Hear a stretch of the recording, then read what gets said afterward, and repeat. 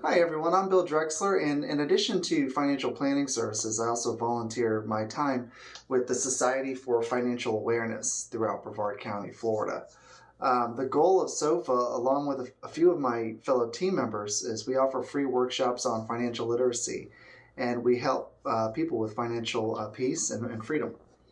We recently spoke at an audience at the Space Coast Health Foundation about tax efficient strategies during retirement.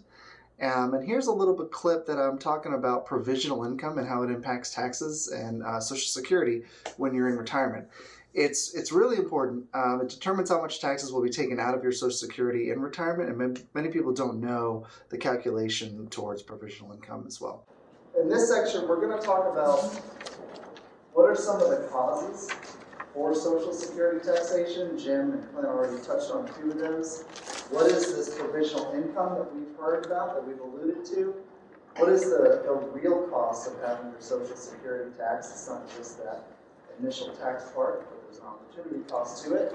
And then finally, we're going to talk about some Social Security income thresholds that people need to be made aware of when they go to take it. All right, go back. So provisional income is defined as an income limit that the IRS uses to see whether or not your Social Security is going to be taxable. And I'll get into what those items are. I'm just going to click through so you can see them. All earned income. If you have a job, if you're past your full retirement income, you can earn as much without a penalty.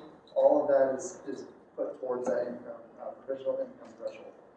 Distributions from your traditional IRAs, your traditional 401ks, RMDs, once you turn 73, those count towards the calculation. 1099s from taxable buckets, so if you have rental incomes, if you have money coming in from any brokerage accounts, those count towards that. Pensions, rental income, I already touched on that, which is 1099 income. Interest from municipal bonds. So municipal bonds are not taxed by the federal government, and in a lot of cases they're not taxed by the state, especially in Florida, but they are counted towards provisional income. And a lot of folks might not know that. And then 1/2 of your Social Security. So if your Social Security benefit is $40,000, $20,000 goes into that calculation. And we'll show an example here. The thresholds. Let's start here. For married filing jointly, if your provisional income is under $32,000, none of your Social Security is taxable.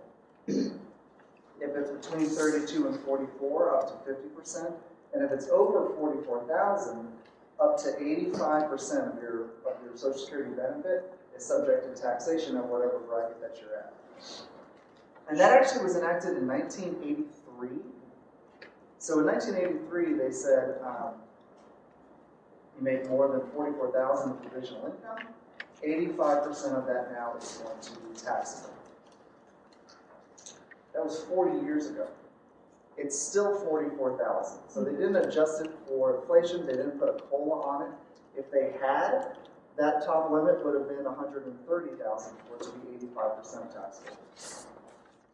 So if this sparks your interest and you're looking for some little bit more information, or you have further questions, feel free to contact me. You can always go to BillDrexlerCFP.com to schedule a quick call, and I'd be glad to help you out. Thank you.